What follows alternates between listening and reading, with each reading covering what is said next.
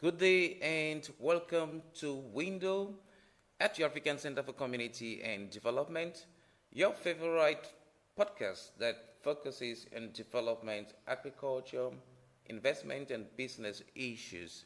I am Arrey Ivo. In today's program, we shall be looking at the opportunities in investing in education in Africa, and we think that despite the gaps in education as we globally know it in Africa, there are huge opportunities and there is a potential for investing in agriculture across the continent.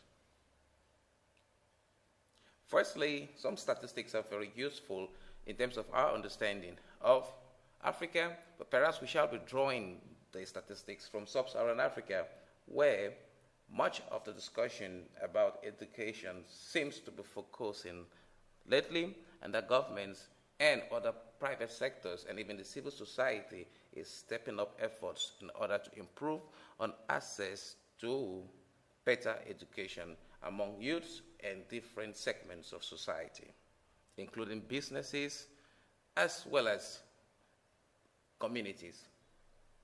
59% of 20 to 24-year-olds in Sub-Saharan Africa will complete secondary education by 2030, compared to just 42% in 2012.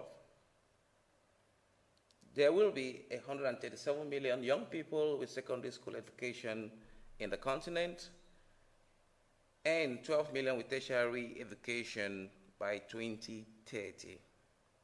Well, despite all this, if you compare it with the fact that maybe Africa's 1.2 billion people will double by 2050, then it still tells you that there is a good chunk of Africans that will need education, and not any kind of education, but real education that impacts on their environment and that can help to keep them working within the continent rather than being an obstacle to progress in other parts of the world because of the lack of innovative solutions to needs and also to generate money when they become school leavers. This is very important as presently 26% of people or young people studying in Sub-Saharan Africa in the universities are studying humanities, and you have just about 2% studying some very professional courses like agriculture. What does this tell us? It tells us that there has to be a concentration towards vocational courses, towards engineering, towards ICTs, and those segments of education that are the future of the global economy, as well as Africa that is rapidly transforming itself after being one of the fastest growing regions of the world and harboring up to 7 of the 10 fastest economies at a given time in the not so distant past. Now we shall be looking at the issues that are linked to education in Africa and Sub-Saharan Africa in particular. There is the issue of poor internet. The poor internet affects the capacity for students to research online. It also affects their capacity to be able to get enrolled in online courses. So there is a contradiction in terms when online providers of education suggest that Africans can readily be part and parcel of their programs without understanding the dynamics of the internet business in the continent.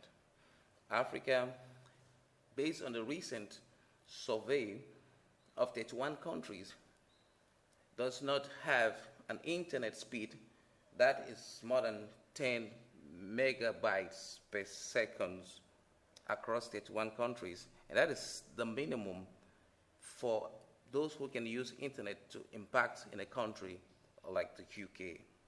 So there are a lot of roadblocks in terms of education in Africa based on the limitation of internet.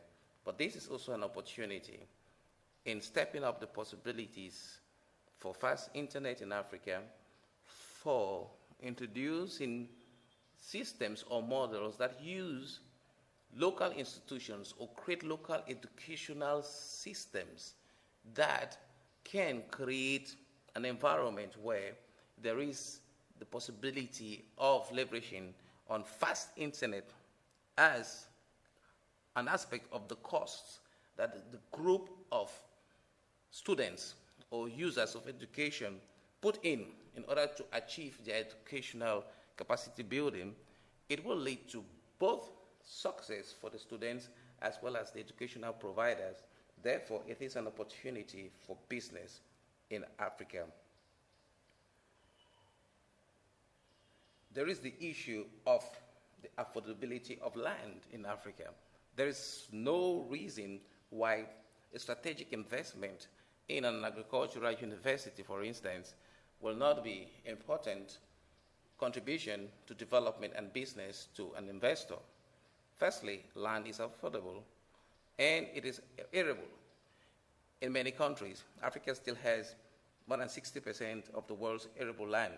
Therefore, investing in an agricultural university opens up a lot of possibilities. Firstly, there is land that can be used for research within the university, for agricultural production within the university, and in most cases, these lands also have watersheds that can go for freshwater fisheries, for research in tropical biodiversity, for biotechnology, and so many other issues, including for the research for patents that can go for the pharmaceutical industries and hence be income-generating aspects that are very strategic and important to tech and other investors in other parts of the world, including investors from the European Union, the United States of America, and China. There is also the possibility of leveraging from traditional knowledge systems. Despite a somewhat neglect of traditional knowledge systems or an underestimation of it as a scientific model, the establishment of a modern educational facility can leverage from traditional knowledge systems in, say, agriculture or in seeds, as well as in medicinal plants, and then it's a form of short-circuiting or cutting short and a more laboring process that can be more time-consuming and costly in other parts of the world if it were to happen in Africa, where, as we know, there are so many important tribes that have been noted to contribute a lot to botany, to medicine, including the pygmies that are found in many parts of the Congo Basin. So Africa has a lot of potentials in education. One, there is a thriving population that needs to be educated. There is focus on education by governments and the civil society as well as the private sector. Therefore, there is an enabling environment for education. There are aspects of education that are globally recognized that have gaps in Africa, and many Africans would like to leverage on such systems that give them global certification to be able to compete globally while contributing to the development of their countries. There is also huge possibilities for education as there are so many sectors of the economy that are still expanding: engineering, infrastructure development, renewable energy, fisheries, livestock keeping, and ICTs, and also that can help to improve on other segments of society, including the boosting of the capacities of women and youth that are a major aspect of Africa and that also are a major aspect of the migration from Africa to other parts of the world.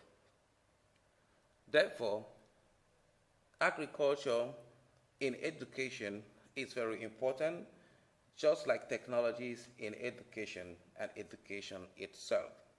So we have been looking at diverse aspects of the opportunities in the educational segment of the African continent and how investors can come in to benefit from what it offers despite some limitations in the provision of education in the continent. Thank you very much for tuning in. It has been Arrey Ivo from the African Center for Community and Development.